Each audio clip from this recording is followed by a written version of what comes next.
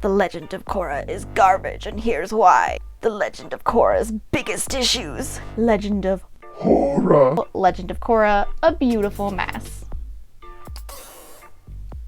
That one's probably the most accurate. Hi Ryan, I know I just started a series on Naruto and Avatar, but you brought up Korra, so I want to talk about that this week. I've been noticing there's this big division in the Avatar community since we finished watching Avatar and Korra. It's really weird to me because I thought overall it was pretty good, but a lot of people have some very strong feelings about this show. To say the Avatar community is divided about Korra is putting it mildly. There are a lot, so many of these takedown videos of Korra. So rather than just repeating the many reasons why people didn't like Korra, I kind of want to talk about it in the context of another movie that pissed people off. The Last Jedi. Now, I actually liked and enjoyed both Star Wars The Last Jedi and I liked Korra. I'm not going to say they're without flaws because we know that's not true. And while I did like Korra, I definitely had my own problems with it. So The Last Jedi and Korra, what do these have in common? Some really strong and harsh feelings towards those who did enjoy it by those who didn't enjoy it. The opinions of fans of both of these universes exist on a wide spectrum, and those who didn't enjoy these pieces of content really hated on those who did. We saw this play out in our own friend group, which is very nerdy, but also we all exist on a spectrum. We all had different feelings about Star Wars and Korra and the different shows. Now, you and I watched The Last Jedi significantly after it came out and all this backlash was going down for, no big life-changing reason. So when The Last Jedi came out, I definitely had mixed feelings. But I personally liked some of what Rian Johnson did. And I would say most of our friends didn't feel the same way as I did. I watched so many autopsy videos to try and understand this division in the Star Wars community because I watched Star Wars for the first time when I was a little kid. I'm the one who insisted that you watch Star Wars after we got married and I found out you hadn't watched it yet. And you watched the prequels first. So watching all these videos, I just couldn't quite grasp what it was at the time about the community that was causing this deep visceral division and these incredibly strong feelings. And this was all before the last movie came out. We don't have time for that today. So back to talking about Korra and The Last Jedi specifically. Fans had really mixed reactions to both of these pieces of content, but why? What was it about these two stories that caused their own fandoms to split? And I will say one major notable difference between these two before we talk is Korra actually has an amazing Rotten Tomatoes score, and The Last Jedi, it's mixed. And I think it's important to acknowledge that before we start talking about this because I don't necessarily want to say that these are exactly the same and the feelings within the communities are exactly the same. But after we finished Korra, I started to look around and try to find content about Korra, and I found out that so many people in the Avatar community, or maybe outside the Avatar community, I don't know who these people are, but it seems like they're in the Avatar community because they know a whole lot about Korra. They had such strong feelings about it. Feelings that I had not seen for about 4 years. So when I saw these videos, I felt like there's gotta be some distinct reasons why this is going on. What is it about these two pieces of content that caused these people to react like this? And I think there's two main reasons. The first is the dissonance in the universe itself. So in The Last Jedi, there are a number of tropes from the Star Wars universe that are set up by J.J. Abrams, and then consequently, they're subverted in Rian Johnson's Last Jedi. Now, I have to say that I get this because I was really annoyed when J.J. Abrams went back and retconned a whole bunch of stuff that happened in The Last Jedi in the final movie. We still don't have time to talk about it, but I just gotta say I understand why that pissed some people off. The second piece of dissonance in the universe was Luke not being the hero everyone thought he was, i.e. an idealized fanboy's dreams, and instead being a real person. Yeah, I let my opinion slip in there a little bit. And then finally we have all of the mechanical kind of silliness around the universe, so astral projections, people flying through space, and then objects transporting through space. I will admit some of these are pretty silly. So there are legitimately a lot of changes to the Star Wars universe we know and love, and that can be really hard for people to handle. I understand that. Not everyone is going to be open to changing a universe with very clear rules that they fell in love with when they were children or even adults who watched the trilogy when they were young. I understand that. It makes sense to me in a lot of ways that this would be something that would be a hang-up for a lot of people and make it more difficult to immerse themselves in the experience and enjoy the universe. You know where this is going, right? So let's take a step back into the Avatar universe and talk about Korra now. In Korra, we see major shifts away from the universe that was built in Avatar. Technology was advancing, and we see in Korra that we've entered into a steampunk kind of era, which is very different from the feudal empire states that we saw in Avatar. To add on top of that, very few of the characters that we fell in love with, Aang, Sokka, for the early parts of the season, Toph, most of the people from the original series are no longer there. Now obviously they kind of couldn't be because this was supposed to be like 70 years later and most of the people would not realistically have been alive.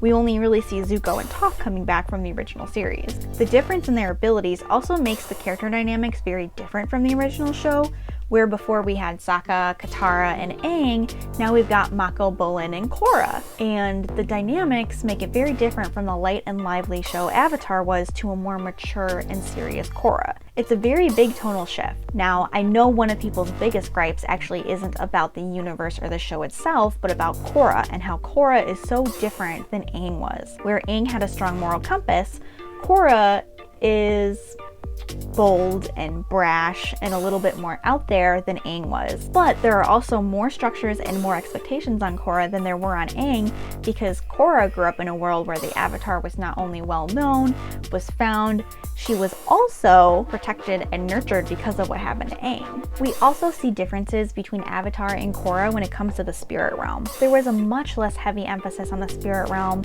and in Korra it was much more black and white. Certain spirits were good, certain spirits were bad. It was interesting to see the difference between the two, because in Korra it was clear they wanted to make a much bigger deal of the spirit realm than what happened in Avatar. Now personally, I think most of these changes between Avatar and Korra make a lot of sense, but not everyone will feel that way, and I respect that. You know, it is a lot of change that you have to deal with when you're going from one to the other in the same universe, and when you have something as universally loved as Avatar was, it's gonna be really hard to follow that up. It's gonna be hard to meet those expectations. But if you combine those changes to the universe with unsatisfying narratives, you're gonna find yourself in hot water with fans who both love the universe and love the story that you told before. Okay, let's hop back over to The Last Jedi and talk about the narrative. So everyone naturally talks about the cantina scene, which dragged on for way too long and didn't serve a strong enough narrative purpose to be in there.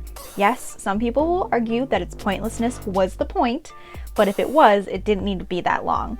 And again, don't have enough time to really go into that argument, so we'll talk about that another time. But what I really want to talk about in depth is Luke, Rey's parents, and Reylo, and how those pieces put together really drove people nuts. Let's start with Luke. We talked about him earlier. We talked about how hard it is to see your hero go from being a morally good guy, idealized person, to being a bit of a dick. Not very many people like it when you tear down their heroes, especially one as iconic as Luke. Now, I actually understand how difficult it is to take a character like Luke and try to turn him into a gray, morally ambiguous character. He was a character that was created back when we were all more driven towards simplistic black and white narratives with a morally good and a morally evil side. Back in OG Star Wars, you can argue that these people weren't just people, but embodiments of good and evil. Now, if you pause for a second, I'm sure a lot of people will point out, what about Darth Vader? Darth Vader was a pretty great character. Darth Vader sacrificed himself for his son. Darth Vader helped kill Palpatine. Yes, that was the twist. That was the part that was amazing about Darth Vader, was that he wasn't stereotypical for his day and time. That was the thing that made it so interesting. So now you come back to the present day modern cinema, and you have to ask yourself, how do you create a twist like that? We're expecting our characters to be morally gray like Darth Vader. We're expecting our characters not to be black and white. How do you surprise people? Well, one common way to do it is to take a character that you thought was good and say maybe they weren't good all the time. It can be hard for people to accept that though, because that really flies in the face of the original universe, and it can make it feel like a fanfic or an OC instead of being the Luke Skywalker we know of. So the point stands, it's don't mess with my hero. Don't try to make him morally ambiguous. That is not the Luke Skywalker I know. Next we have Rey's lineage. Now this is a really interesting one if you actually go back and do some research and understand how Rian Johnson got to the conclusion he got to, which was he wrote every single different type of person that Rey could have been connected to and decided that none of them worked. None of them made sense.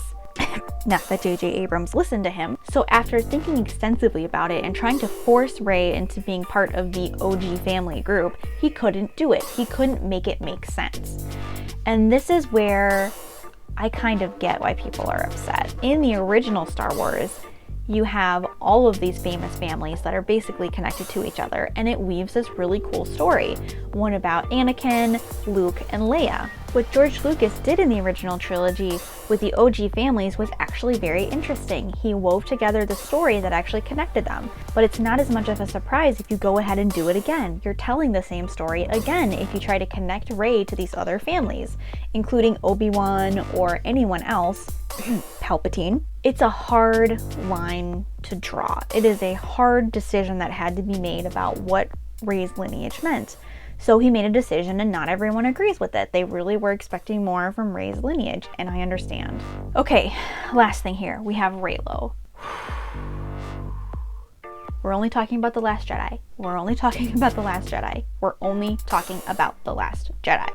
So Reylo, it's something that some fans wanted, others didn't. Most found it unnecessary at best and intolerable at worst. Narratively, it did not make a whole lot of sense. And even their decisions after Rey and Kylo beat Snoke and the Red Guard, it could have been more interesting. It could have been more interesting, and it wasn't. So one by one, you start to pull at these threads of the story, and every minor irritation adds up. Each one of them is a little paper cut, and you start to add these little paper cuts up, and I get it, your whole hand is slivered at that point, and you're really annoyed. So inconsistencies with the universe, storylines people thought were going one way turning into a vintage Star Wars rug that gets pulled out from underneath you, I get it.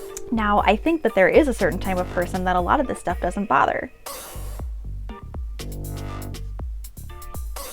It's me. It doesn't bother me. I don't care at all. Because I don't think of anything as sacred. I don't find myself thinking we can't bend or poke at a universe and try to push it to its brink, to try to push it outside the original bounds of what we were told. I don't mind that at all. That's how you can tell I wrote fan fiction from the time I was 6 years old. But I understand how that must feel to someone who does care about the world as it is, especially one as expansive and loved and cared as deeply for as Star Wars. So yeah, let's talk about Korra again.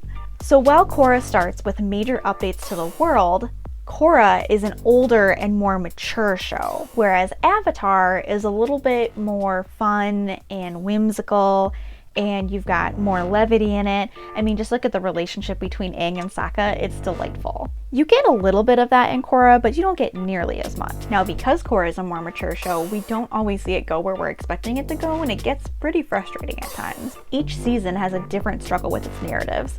And there's some speculation because the funding for Korra wasn't guaranteed for all 4 seasons, that there wasn't the same cohesive narrative that you had in Avatar. But just because they weren't guaranteed 4 seasons doesn't mean they shouldn't have had some consistency throughout the seasons to determine what was going to happen to Korra. Let's talk about some of the narrative challenges and how unsatisfying some of those narratives were around Korra. So in season 1, like you identified, the bad guy has some good ideas. The only reason those good ideas are bad is because he's bad. And those following him give up because it's honestly a little silly and a little funny that it's like, he's revealed.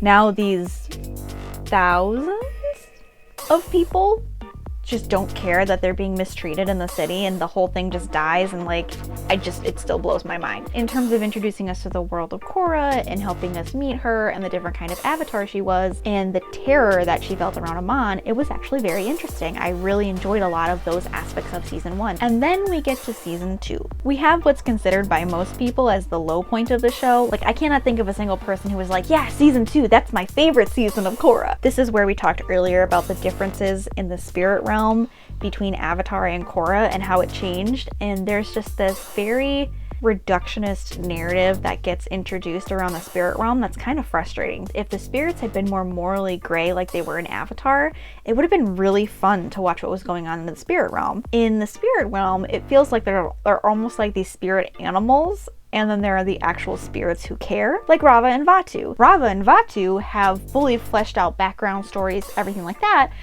But most of the spirits in the spirit realm are just like butterflies and creatures. It doesn't really make a whole lot of sense. Whereas in Avatar, you have Ko the Face Dealer and Hebei, who are two very interesting characters who have a specific point in the plot. Whereas with Rava and Vatu, you get good and evil, light and darkness, peace and chaos. It's really reductionist of this gray spirituality we're introduced to in Avatar when we come to Korra. And then in season 3, things get interesting again. So we've got an anarchist who's trying to kill Korra. He's got some interesting ideas. He wants to recommit genocide of the Air Nation to get to Korra. Now, season 3 is actually my favorite season, and I don't see nearly as many narrative problems. I feel like it was much stronger on the whole, but there are definitely some little things you can pick at and start to unravel some ideas of what was going on in season 3 and some of the challenges you face. Narratively, I think one of the most interesting things that other YouTubers have pointed out that the anarchy created in the Earth Kingdom caused by Sahir made no sense. If you think about it, why would one member of the monarchy dying destroy the Earth Kingdom? But at the same time, I think that season 3 was really more about Korra and Korra's growth and Korra's fears than it really was about the anarchist movement. At the same time, it's a legitimate criticism that we should entertain at least. I think one of the better series on YouTube that covers this is actually talking about kind of the different political ideologies you get across the different seasons and how Korra faces up to them and tries to perpetuate the existing system, whether it's better or not. And I recommend checking it out. I've got links in the doobly-doo for that series below. So on the whole, I can understand why people had problems with Korra, and they may have found it unsatisfying from a narrative perspective when you have this very tight, fast 60 episodes in Avatar, and it was good and it was cohesive. Now, there are definitely things people have made notes about in terms of the final boss and the turtle. I mean, Big Joel has that great video on the Avatar finale that I had saved for so long while we were watching Avatar because I just wanted to see it and I didn't want to ruin the show, and it was like, what is this turtle thing that he's talking about? Throughout Legend of Korra, we see a character that struggles with her role as the Avatar. She's not like Aang. She doesn't have the same clear moral compass. She doesn't have the same levity to her. She's a different kind of bender because she's a water bender. And the motivations that Aang had were clear because he was in the middle of a war. It was pretty straightforward. Whereas Korra had to figure out what her place was in a world that didn't seem to need the Avatar as much as it used to. And that was the whole point of Legend of Korra, was pushing the boundary in the narrative around what the Avatar was. But Korra not being like Aang and not having the same clear moral compass, not having this one long cohesive narrative, I can completely understand how that made it really difficult for some people to accept Korra as good of a show as Avatar. If there's one phrase that explains or describes what's going on with these two pieces of media, it's that nothing is sacred. For some people, this is a problem. Things should be sacred. We should have things. We should have rules. We should have guidelines when we're building these universes out that we abide by when we're creating more content. And for other people, like me, something not being sacred opens up the world more and allows you to expand the creativity and how it's used. I don't really view Korra or Star Wars as the sacred thing. I feel like it's something that should evolve and change with the fans. But not every fan feels that way, and so we're gonna be divided. Some people really want to bend the universe, and some people want to live by the rules of it. And for a lot of people, watching a show like this and having them go outside those rules and the norms of the universe, it doesn't just bother them, it ruins the show for them. It's not about change being scary or threatening, it just defeats the purpose of watching it. If there is so much cognitive dissonance when you're watching a show like this, it takes it out of that immersive experience it's supposed to be for you, and it makes it impossible to enjoy it. I understand where these other fans are coming from when they say they didn't like Korra or they didn't like The Last Jedi. But at the same time, I really hope people are willing to hear and listen to other people who are okay with bending the rules of the universe, who are okay with things changing. Now, I don't think that there's a clear right or wrong here or an answer really that's going to be satisfying for anyone when we talk about these universes, but I at least hope it helps us as a fandom be more understanding and compassionate towards each other and help us understand there's another person out there who might think differently from you, who The Last Jedi is not for, but maybe The Force Awakens was. And I did like Korra, I did enjoy it a lot, but I still have problems with it, and I'm looking forward to watching more of your videos about that because there's a lot there. I hope you enjoyed this examination of Star Wars, Korra, and fandoms in general. The point of this video is so that we can better understand each other and accept each other for fans of these same universes and understand that we've all got different levels of tolerances.